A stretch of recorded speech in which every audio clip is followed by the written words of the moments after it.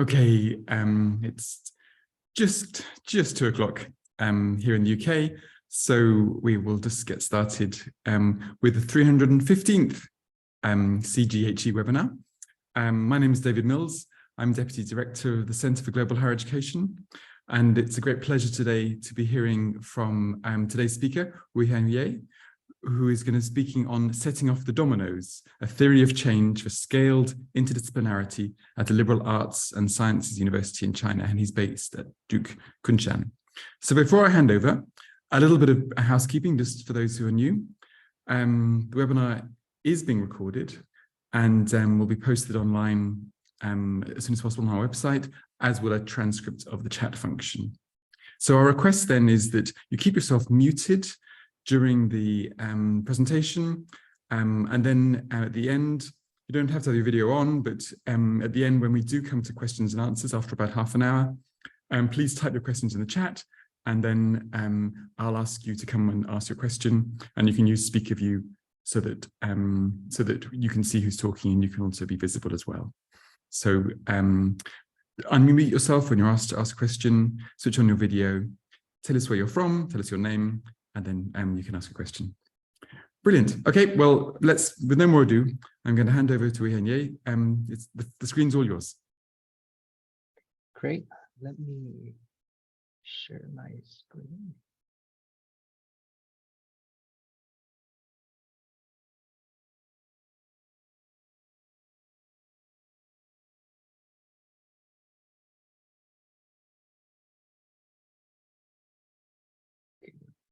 Great. Very pleased to be here. And I will leave my email in the chat for future communication. So today's presentation, a theory of change. By theory of change, this study is an exercise of mind to conceive what if things were done a bit differently at a particular higher education institution in China. This institution is Duke Kunshan University, or DKU, which is a Sino-American joint venture liberal arts and sciences university established in 2013. I should note that this study represents the viewpoints of the researcher only and does not indicate unanimous voice of the DKU's stakeholders or exact future direction of the institution. However, the researcher was specially appointed by the university's Vice Chancellor for Academic Affairs to observe, experiment, and advise iteratively on many fronts of interdisciplinary innovation at this young institution. In my opinion, there are two sources of urgency for this study. One is the elevated call for interdisciplinarity by the so-called Fourth Industrial Revolution, and the other is the asymmetrical liberal arts and sciences development globally, which saw quite a bit of soul searching in the US and quite a bit of burgeoning elsewhere in a world such as in China. So by the time I came to DKU, I was of a strong opinion that interdisciplinarity can be more effectively and meaningfully studied in connection with the works on learning outcomes. Learning outcomes here being broadly conceived as liberal arts and sciences learning outcomes such as critical thinking, creative thinking, stuff like that. Thus, this big question, which is facilitated by the convenience of studying it at such a characteristic institution as DKU. This big question shapes my overarching research agenda about interdisciplinarity and divides it into two parts: interdisciplinarity and learning outcomes. It is not easy to understand this relationship without understanding the parts first. For this study, at least, what does interdisciplinarity look like at DKU so that we can talk about scaling? To help visualize interdisciplinarity, I would challenge my audience to think about interdisciplinarity from two related angles. First, empiricism. Think about the need to effectively observe interdisciplinarity. And second, proxy. Think about observational lenses, such as real-world problem, socialization, etc. When I was preparing this presentation, I was a little worried that a lack of contextual knowledge about DKU may challenge your understanding in the process. Therefore, I think it is useful to share the main points up front. Let me read. This theory of change defines interdisciplinarity with workplace vocabulary as purposeful socialization and problem solving. This definition bridges the discourses on interdisciplinarity and learning outcomes. This definition enables a perspective of mobility for studying interdisciplinarity. Leveraging this mobility allows interdisciplinarity to be scaled. The missing link in this theory of change is an incentive mechanism. And for DKU, this theory of change proposes an incentive mechanism that drives interdivisional signature work co-mentorship called Fund. I'll go through each of these throughout this presentation. Now, let's begin. In January of 2022, the Association of American Colleges and Universities renamed itself as the American Association of Colleges and Universities, marking its progressive global involvement in liberal arts and sciences education through our member institutions in as many as 25 countries, including China. AACNU underpinned this expansion with a definition of contemporary LAS education, as well as a foresight of significant global workforce trends. While the definition unsurprisingly echoes innovative pedagogy, applied experience, and learning outcomes, it is the learning outcome component that is most intriguing to employers around the world, especially in places non-native to American liberal arts and sciences traditions. Essentially, what differences does LAS education bring to global workforce, which is being steadily shaped by the so-called Fourth Industrial Revolution? Two lessons from the US are worth mentioning. William Adams, former chair of the National Endowment for the Humanities, warned of a defense strategy that draws solely upon wide applicability of liberal arts and sciences skills and recommended more definitively interpreting core strength of LAS education into workplace vocabulary. Lynn Pasquarella, president of AACNU, similarly addressed a persistent lack of common language between stakeholder groups of liberal arts and sciences education in a foreword of a recent AACNU report on contemporary employer view of highly desirable workplace mindsets and skills in US companies. More globally and in China, OECD Future of Education and Skills 2030 and New Liberal Arts are respective key initiatives for shaping separate vocabularies towards this common language. But where to begin bridging this gap between vocabularies? One core strength of liberal arts and sciences education is interdisciplinarity, which is also ironically fuzzy in terms of academic practice, relationship with learning outcomes, and workplace interpretations.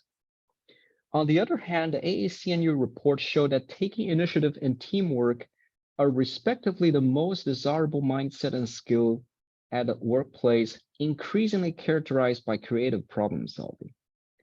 If interdisciplinarity by nature is deliberate, relational, and problem-based, which is generally true, then it is not difficult to see that these traits correspond very closely with those highly desirable workplace mindsets and skills. In other words, interdisciplinary can be defined using workplace vocabulary as purposeful socialization of problem solving. One merit for defining interdisciplinarity as such is by socialization, it allows one to look at it from a perspective which bypasses technical or even esoteric debates concerning integration, including whether an endeavor counts as interdisciplinary, multidisciplinary, or transdisciplinary. This perspective argues that a higher level of interdisciplinarity is characterized by socializing more frequently and or diversely for academic problem solving.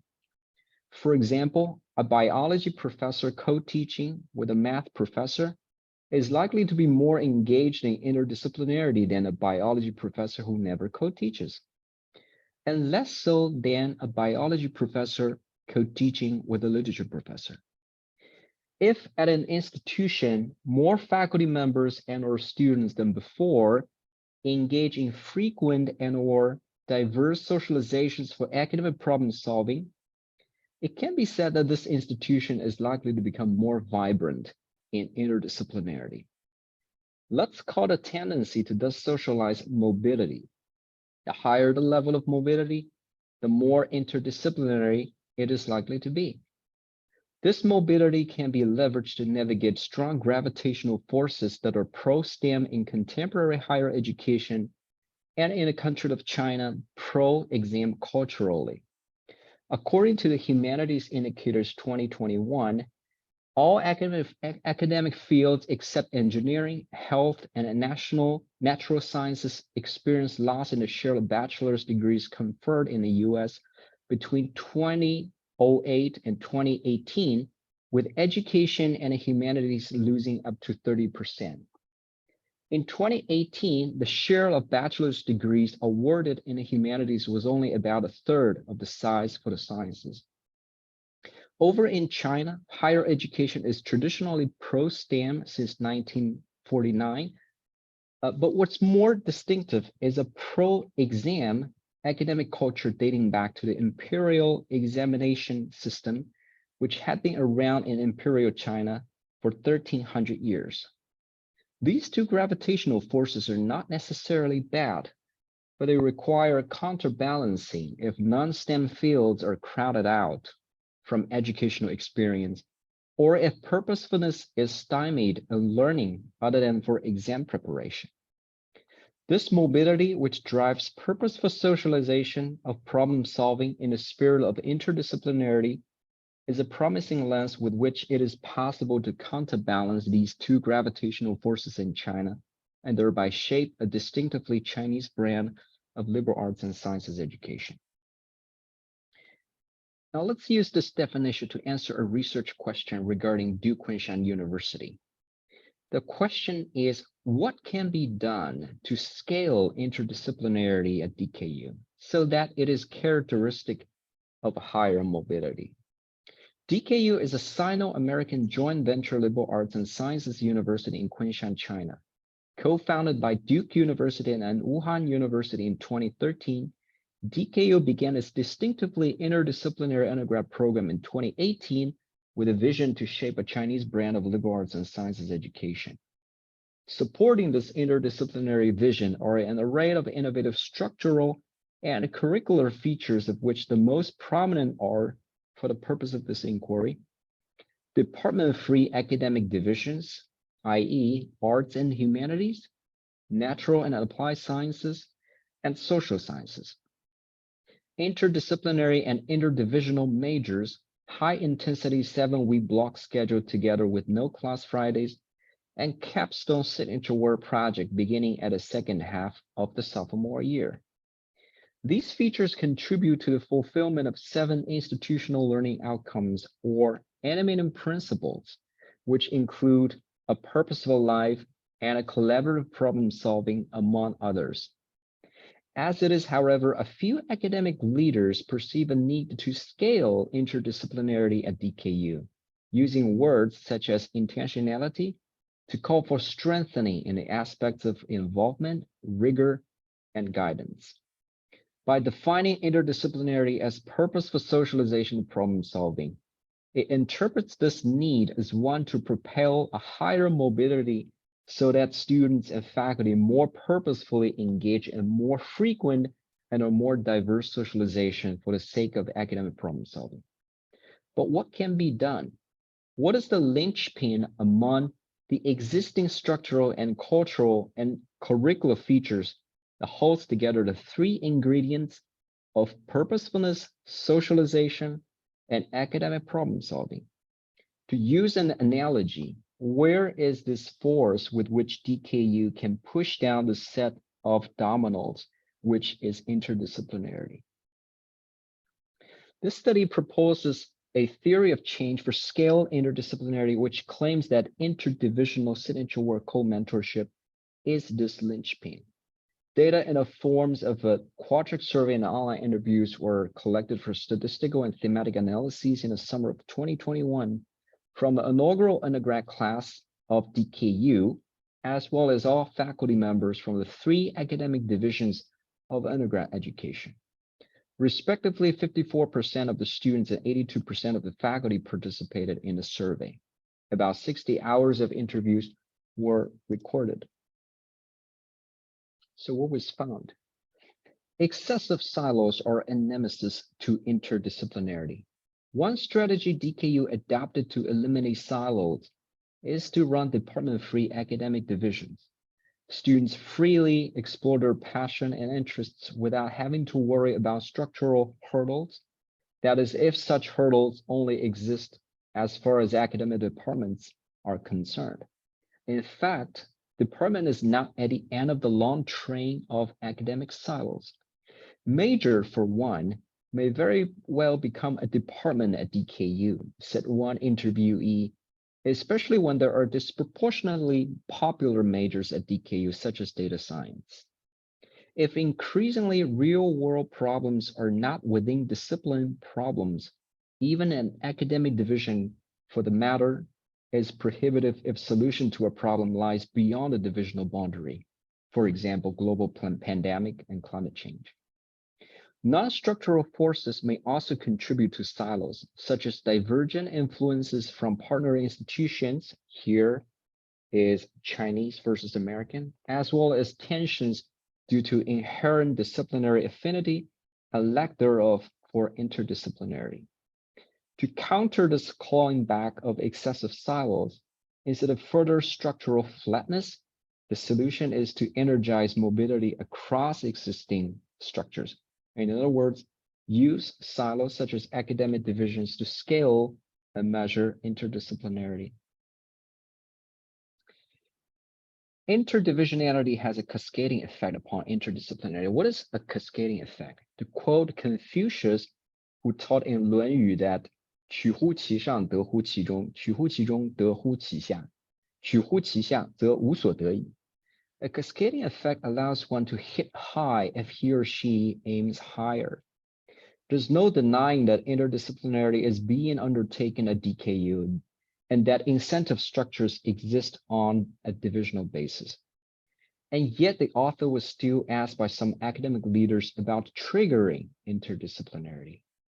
This implies 2 messages. First, interdisciplinarity is esoteric. One does not have to invoke Michel Foucault's The Order of Things to understand a natural classifying and adopting of knowledge well predate the coining of the terms disciplinarity and interdisciplinarity, which unfortunately do not always facilitate. More practically, unless a person teams up with someone of a different disciplinary background and get their feet wet together on some collaborative research or co-teaching, interdisciplinarity remains a buzzword from a 30,000-foot view. Second, a 30,000-foot view is nevertheless useful for scaling interdisciplinarity if one replaces the esoteric with a view of interdisciplinarity that centers upon mobility. Take computational and design, which is a major built across 3 academic divisions. Anyone can understand that it is at a higher level of interdisciplinarity than the unidivisional majors such as material science without having to understand how this major is actually integrated. Including computational and design, DKU has 7 interdivisional majors compared with 8 unidivisional majors, which together forms a cascading landscape of interdisciplinarity. By understanding the 3 academic divisions as silos, one is able to see movements characterized by faculty collaborative research, co-teaching, signature work co-mentorship, and on a part of students, declaration of interdivisional majors, as well as interdivisional signature work projects. If the ancient Chinese wisdom still rings true, one needs to leave the esoteric to disciplinary experts and scale up interdisciplinarity by aiming higher at interdivisionality. If interdisciplinarity is indeed flourishing at DKU, one should be able to observe boosted interdivisional mobility. Vice versa, if initiatives and resources are in place to trigger and sustain interdivisional mobility, then one can be confident that interdisciplinary vision of DKU is on course. DKU's deliberate curricular features are testament to its intent to bring about rigorous interdisciplinarity, but there is a caveat here which is twofold. On one hand, the intent must go on to counterbalance an inevitable gravitational pull of disciplinary specialization, dictated by predominant workforce trends still favoring science and technology. If these trends will for a long time focus on a human-machine interface and continue to appreciate a human sphere of this equilibrium, which is almost certain, then a counterbalancing strategy should be one of wider interdisciplinarity, for example, between humanity and machine learning. Or precisely interdivisionality at DKU to reflect this biggest workforce value add. On the other hand, the intent must refrain from an excessively top-down approach for the simple reason that interdisciplinarity is not everyone's cup of tea due to disciplinary and personal peculiarities. Instead, ask one question: who is more versed in a specific interdisciplinary research, teaching, or learning activity than the person presently at it? The obvious answer validates a bottom-up approach, which instead of struggling to indoctrinate interdisciplinarity, identifies and supports a variety of existing interdisciplinary activities at DKU that are very prone to scaling through faculty collaborative research, co-teaching, team signature work projects, and signature work co-mentorship. Two linchpins are vital to this bottom-up approach. The first is interdivisionality, which sets a clear bar to identify existing interdivisional activities, as well as to attract whoever else would like to challenge at this level of interdisciplinarity.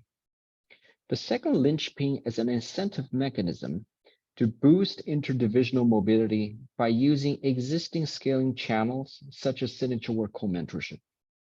Over time, and this is key to this bottom-up approach being progressive, lessons learned can be gathered from deliberate interdivisional practitioners to inform wide, as well as narrower unidivisional interdisciplinary practice.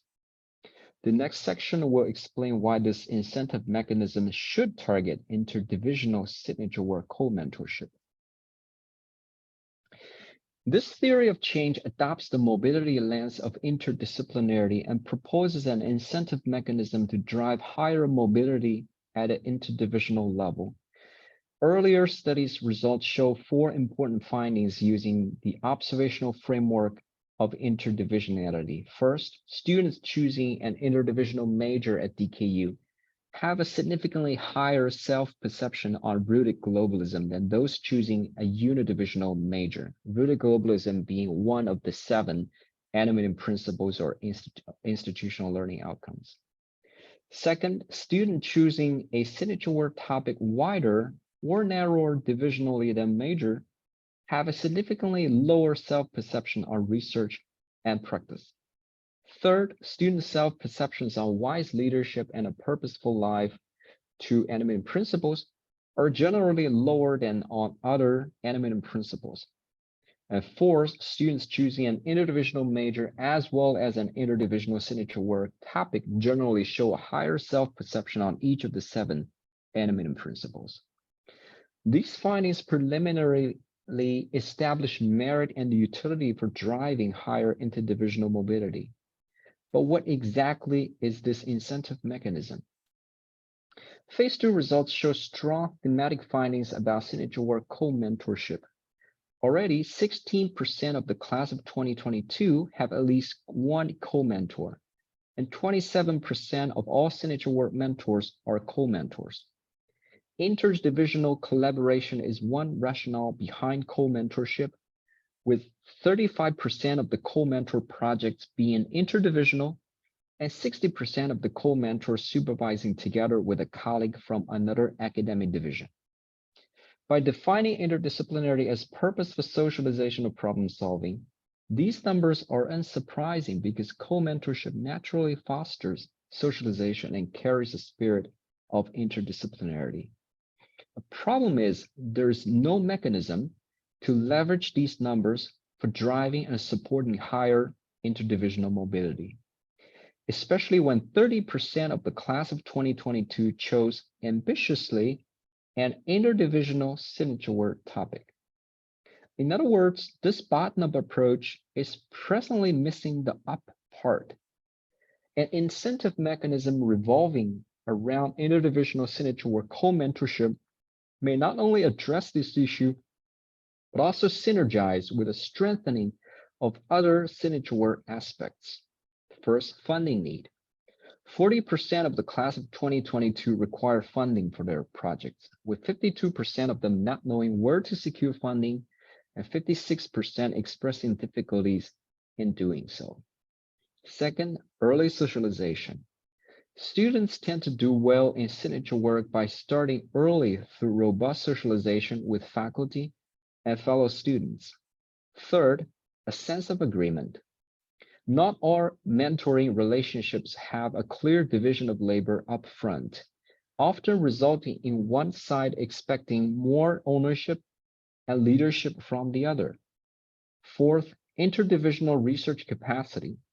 Students may experience greater interdisciplinary challenges when their projects are interdivisional, which is evidenced by significantly lower self-perception on research and practice for those choosing a topic wider or narrower divisionally than major. Before going into detailed description of this incentive mechanism, two things below are worth discussing about interdivisional signature work co-mentorship. Signature work co-mentorship naturally brings in richer faculty perspectives to facilitate interdisciplinarity. The data show that co-mentorship is already happening at DKU, with 27% of the signature work mentors being a co-mentor. These co-mentors show a high propensity for interdivisional and intercultural collaboration, with 60% supervising together with a colleague from another academic division and 87% with a colleague of a different nationality. On the other hand, while 44% of the signature work mentors supervise a project which is interdivisional with his or her expertise, which is suggestive of interdisciplinarity, at least 27% do it alone. This points to a capacity issue. How well can a signature work mentor supervise interdivisionally alone? In fact, 30% of the class of 2022 chose an interdivisional signature work topic, with 2/3 being supervised by one mentor. Is this ideal? The capacity issue can be further characterized by an uneven distribution of signature work mentors from the lens of academic divisions.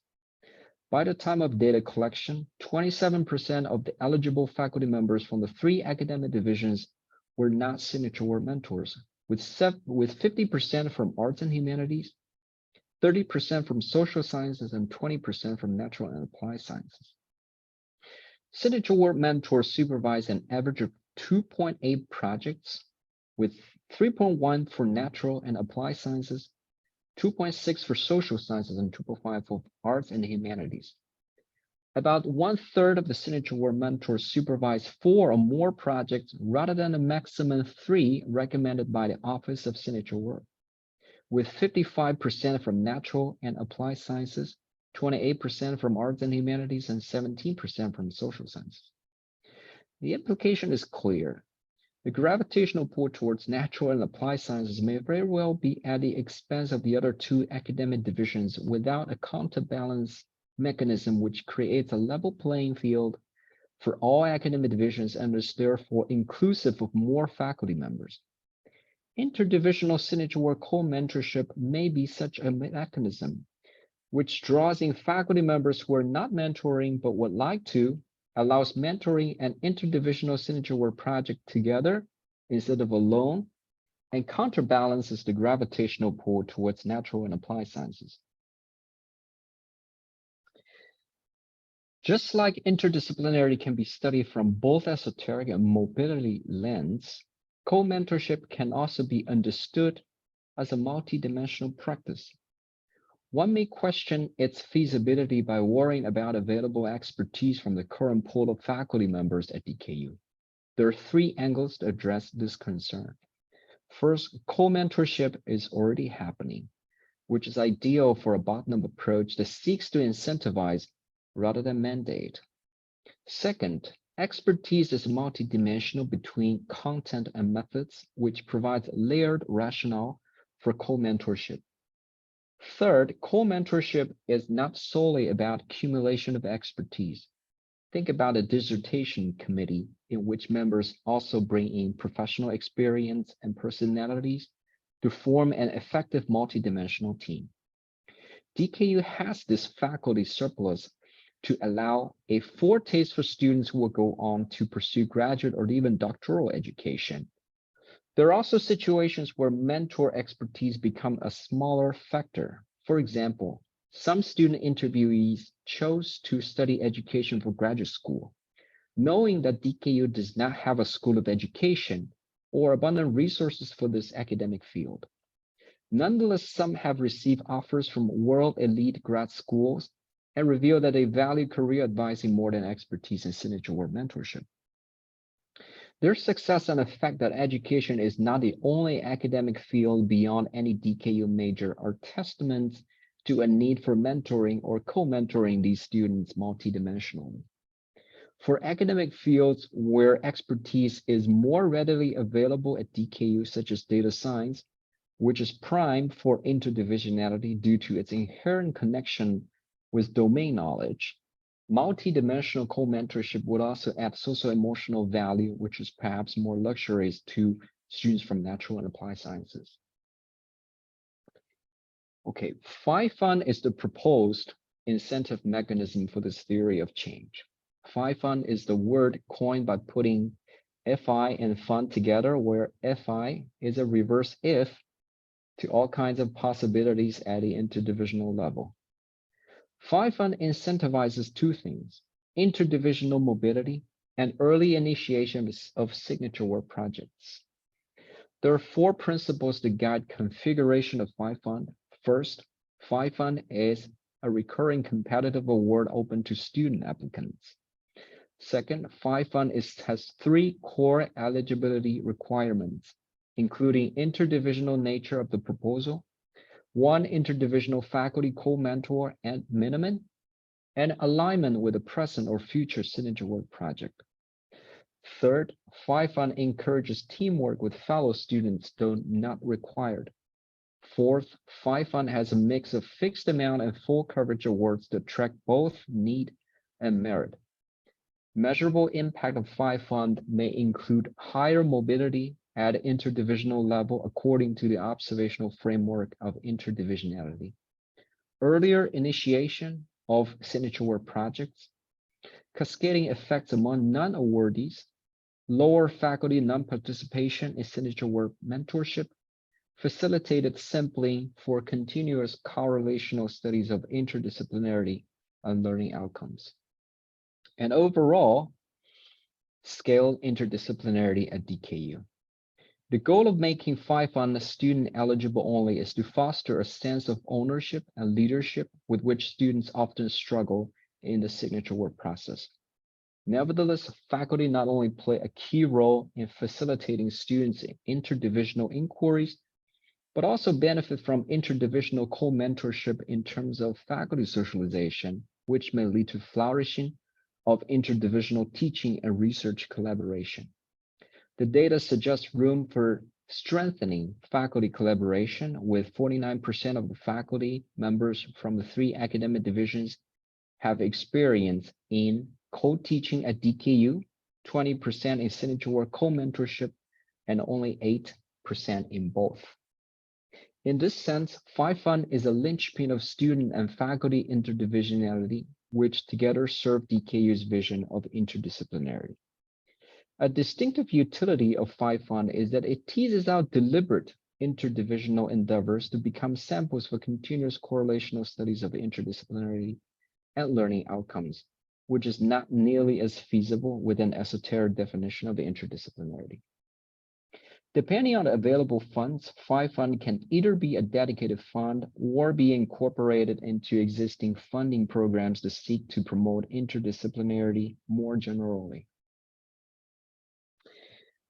Lastly, despite a key feature of the fourth industrial revolution and a core strength of liberal arts and sciences education, interdisciplinarity is also a noisy buzzword, which does not always make sense.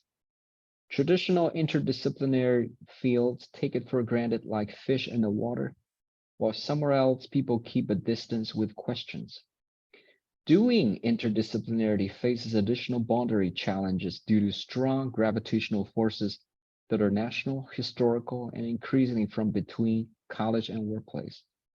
For institutions like DKU, whose vision for robust interdisciplinarity is rooted across these boundaries, it is not enough to set up a curriculum hoping that once and for all, the train of interdisciplinarity will roll on.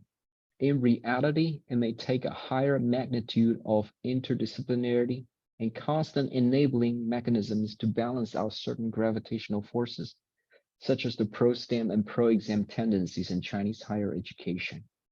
To use an analogy, interdisciplinarity requires setting off after setting up the dominoes, and this is where DKU currently finds itself, in my opinion.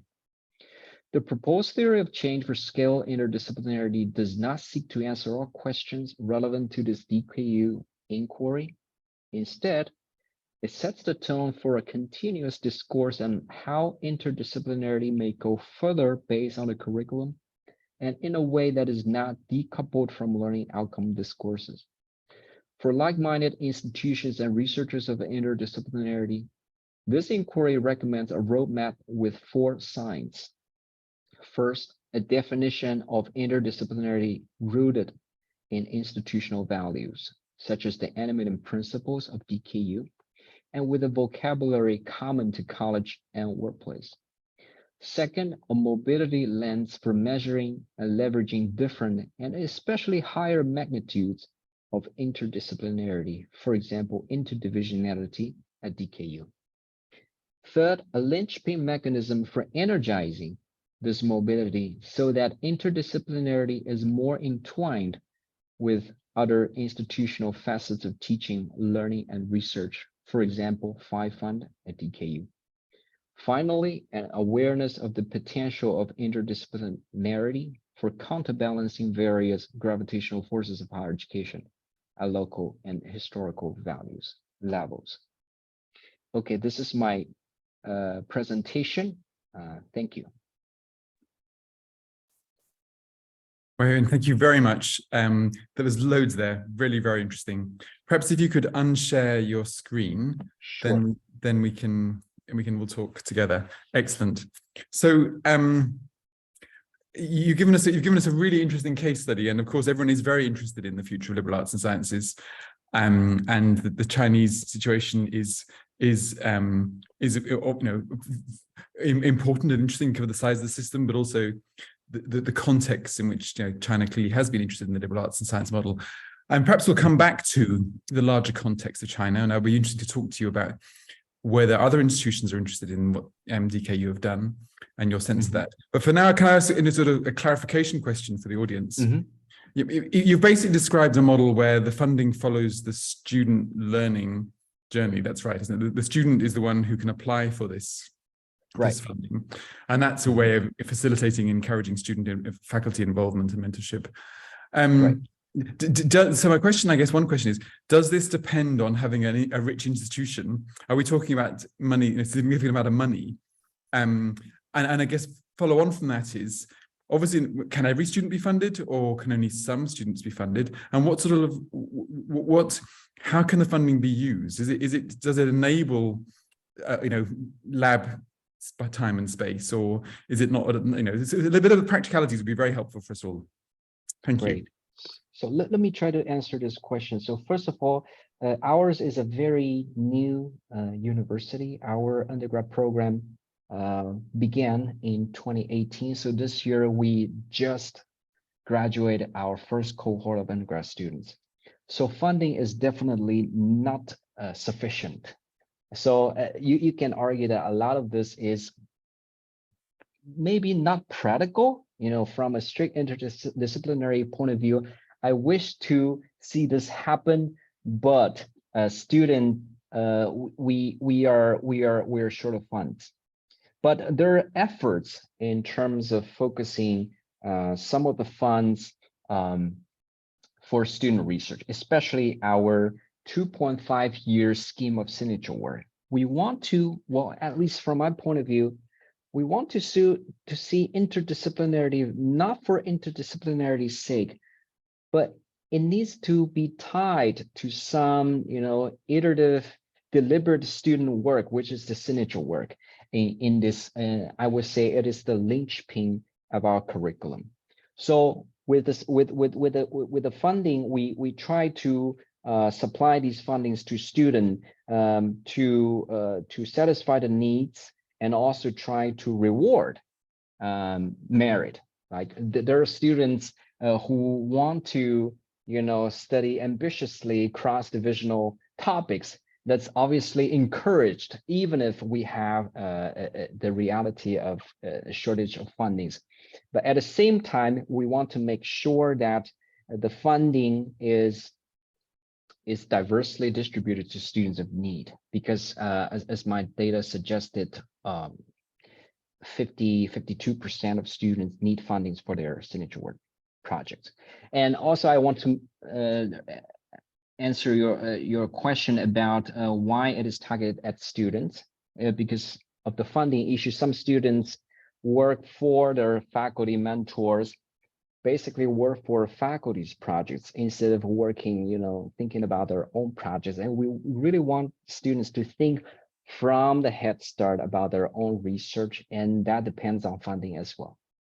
No, that's really helpful, because actually, that's exactly what's exciting about this, which is that you give a lot of agency to the students by giving them the opportunity to say, well, look, I've got the money here. So that's what's very interesting about this.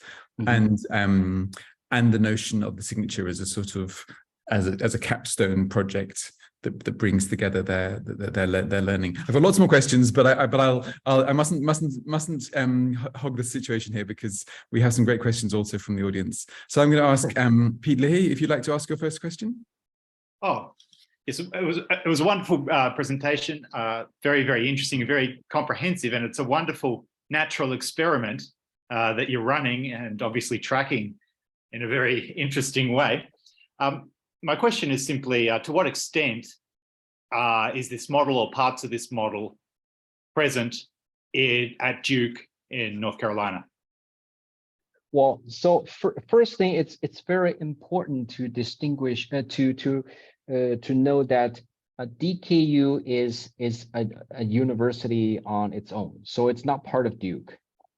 It is a Sino-American joint venture university in China. So it's basically it supplies its own needs.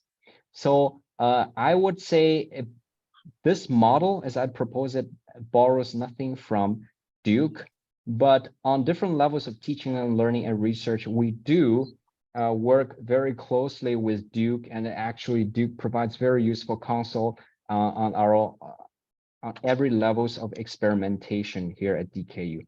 But this is purely from the point of view of DKU, not from Duke. Thanks. Mm-hmm. Great, thank you very much. That's really helpful. Shall we go on to Huiyuan? Hi, Huiyuan. Thank you so much for this very informative presentation. I know that in China, the government has been promoting the new liberal arts and new agricultural education, right, the kind of projects that really encourages interdisciplinary education. And as a student, I wonder if disciplinary works differently for master students and bachelor students, and is the interdisciplinary still so useful or appropriate for master students who are traditionally expected to dig deeper into one subject or like a limited number of subjects? Thank you so much. Great, thanks so very much. This is also something that I struggle with. But my reaction to this is that interdisciplinarity can happen at different levels of higher education. because I would argue that interdisciplinarity is a human condition. If you look at the real world problems, it's very difficult to identify a problem that is purely disciplinary, right? So the question is how we model it into our existing either undergrad or graduate programs. But there, you might argue for a trajectory where, on one hand, people may argue that students need to have a broad-based foundation in order for them to go on to graduate education and then have a focus. But there are also alternative arguments saying that, you know, students need to have a disciplinary head start, and then to be able to, you know, to can afford interdisciplinarity. But I am kind of against the idea that interdisciplinarity is a privilege.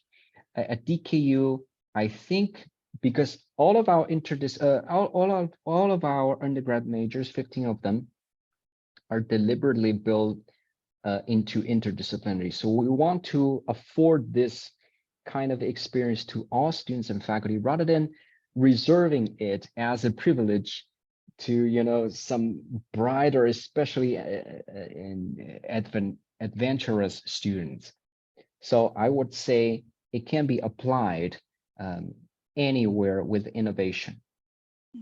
That's very important work. Thank you. And I think you're absolutely right that you can foster interdisciplinarity at a doctoral level, even by getting people to retrain in new fields or exposing them to new exposures. Have you had interest from other Chinese universities into this model? That was Yuhan's follow-up question. Well, right now I haven't seen a university in China which is modeled after a specific department-free scheme of academic arrangements. So I would say the question for DKU is, because we have the structures built from the head start, do we commit to it? Because we also have other issues to worry about, for example, sustainability, for example, funds, for example, because we're rooted in Kunshan, and there is a layer of need for communication between local government and our university leadership, trying to help people understand why liberal arts education is valuable, why interdisciplinarity may be the linchpin of it. So I would say the challenge is quite unique to DKU with our structural arrangements here. That's great. Thank you very much. Okay, so let's go on. Clive, you've got a question for us. Yes. Well, first of all, thanks for both the quality of your content and presentation. They were both outstanding. My question, as someone who's been through multiple attempts at in interdisciplinarity, is that I'm struck. You go through an interdisciplinarity initiative, and then the management of the university changes, and the first thing they want to do is to return to the old ways. Universities, certainly in the United Kingdom, are rooted in disciplinarity. It's part of their actually identity, and it's very threatening to many people to hear even modest proposals, let alone, in your case, very well thought through. In a way, you're more threatening because you've got a deeper intellectual case than most of us have had for interdisciplinarity. Have you looked at resistance to interdisciplinarity and how to sustain it over, let's say, 20 to 30 years? Right, great. I think a short answer to that is I feel more comfortable presenting to you guys than to some of the people from my university, feeling that I may be the black sheep in the flock, trying to advise something that may sound like heretics. But yes, definitely there are changes, and actually DKU has been experiencing quite frequent changes at a level of leadership. because we have this unique structure, which is joint venture. We have people from Wuhan University, we have people from Duke University, and we also have consults from the local municipal government of Kunshan. So I think that the lessons I learned by trying to push for interdisciplinarity and trying to allow it to have some degree of consistency is to try to use evidence approach to show that there are robust engagements with interdisciplinarity on the part of students as well as faculty, rather than indoctrinating theoretically about what interdisciplinarity should look like. So these data are actually collected from students and faculty as well. So trying to use evidence-based. On the other hand, at DKU, before this webinar, I actually attended a workshop, a small-scale workshop, 15 faculty members from DKU who feel the need to try to talk more rigorously about liberal arts and sciences at DKU. Although we claim that we are, some people think that there is a need for us to regularly, checking and see where we are right now, what challenges can be shared across faculty members, and what lessons are learned from their classes. So I think these are quite ad hoc. And even what I have been doing in terms of research is especially appointed by the VCAA. So it's not a regular position by any means, it's a fellowship. So the challenges are there, but we are trying. If I could perhaps just, David, add one point, which is that one of the best groups to support what you're doing will be the alumni. We found historically that alumni, because they can compare themselves with people who've come up through a one discipline approach, are often the strongest supporters of this. And alumni might get listened to a bit more than current faculty and current students. Great. Thanks for your advice. That's very interesting, Clive. I think you're right. I think, and also, I guess there's another way in which alumni are in the workplace, and so that provides a whole other interdisciplinarity space. I was interested you used the language of a workplace vocabulary, Huiyuan, because that one wouldn't necessarily expect that language. And was that deliberate to sort of trouble us from assuming? Because I mean, of course, your point here is the workplace is the university, isn't it, as well as where you might end up subsequently. Why do you think it's important to sort of use the language of a workplace vocabulary? Thanks. I think, first of all, it is because of my background. My dissertation is about liberal arts and sciences, small colleges in the US, and why some of them are not doing very well. And then after graduation, I went to Southern New Hampshire University, the so-called Amazon of higher education, which focuses on competency-based, market-driven, and they focus on workplace. Okay. So I have a background of conducting workplace or workforce research, and found that workforce research and the research about liberal arts and sciences actually can overlap. When we talk about competencies, critical thinking, these are very prevalent. But the common challenges for workforce research and for liberal arts and sciences is how to measure it, how to showcase the strength of our education that we claim that we have. Workforce research, as new competency-based education, they have that challenges as well, but the difference is that they tries to double down on showcasing the competencies they claim to be. Their head start, they have a head start from competencies and end by competency. So it is an all competency game. But at liberal arts and sciences, it's more, I would say, loose-ended. We coming from all directions, but what is the outcome? What is the a conducive process for learning? So I think there are overlapping areas. I want to argue there are overlapping areas between different models of higher education, which sometimes we just don't realize that there is ground for shared conversation, shared dialogue there. No, I think that's absolutely right. I think that's really interesting because you don't want to separate out, you know, a sort of liberal vision of, you know, knowledge for its own sake from a very different, you know, utilitarian version of higher education. But I think what's interesting about it is that it troubles us, doesn't it, when you do that, which is excellent. I think that's very good, and I think I am a heretic. And I also imagine it appeals to students. I imagine for students looking at Duke Kunshan, you have to recruit, then they're also thinking about their own employability, aren't they?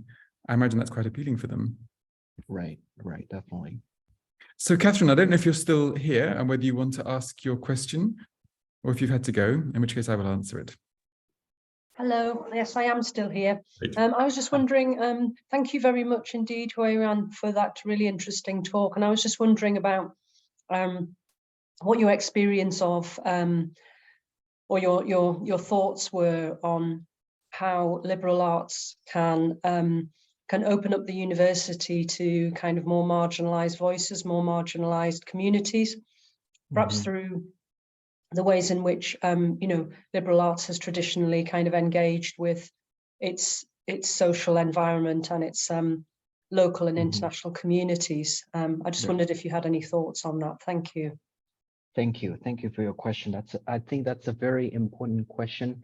And my initial reaction to that is, there is this difference between liberal arts education and liberal arts colleges. So some people think that liberal arts education can only happen at a specific higher education setting, and I don't agree with that. I think with robust general education component, of course, that requires reform, and there is a lot of efforts trying to push for that kind of reform, but there is resistance from in research one as well. But the point is that to take care of needs of more marginalized social groups so that they can also benefit, I think that the key is try to understand that liberal arts education is a form of education rather than a form of institutions, so that we cannot, you know, monopolize this kind of education to a very small group. But you are right. DKU is a very small-scaled boutique institution, and our tuition is actually very, very high for people in China. So not a lot can afford that, but we're looking for ways, for example, like some, you know, online and other avenues trying to promote our impact through these channels.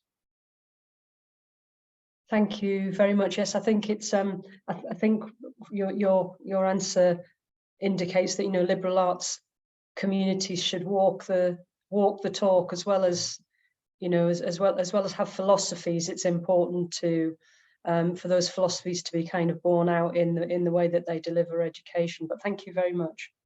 Thank you. We just have one time for one more question. Huiyuan, do you want to come back in again?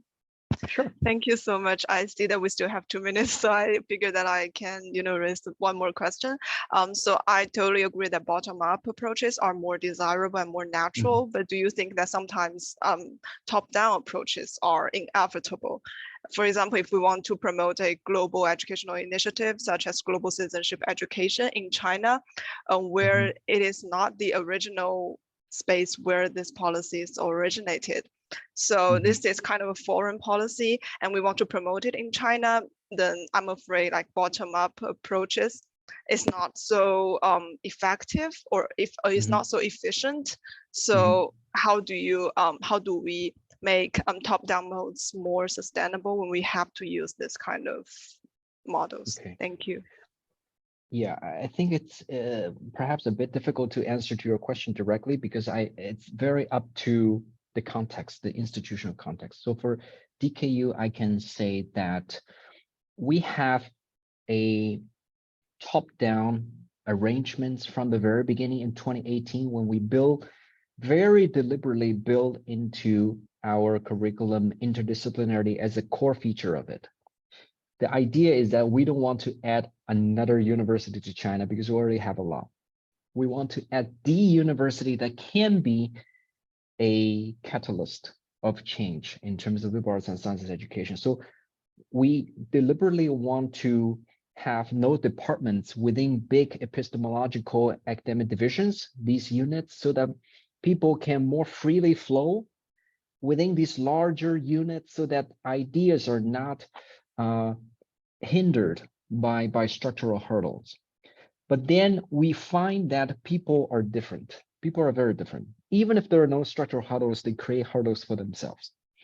And for that, we need to respect that. And we need to identify who want more, and who get fed up with this. So conversations, I would say one thing that I like very much is our VCAA, the person who specially appointed me, the Vice Chancellor of Academic Affairs, makes himself very available to faculty members almost on a weekly basis to ask questions, to gather thoughts, to see, because we're small, so it's easy to turn the ship when the ship is small, right?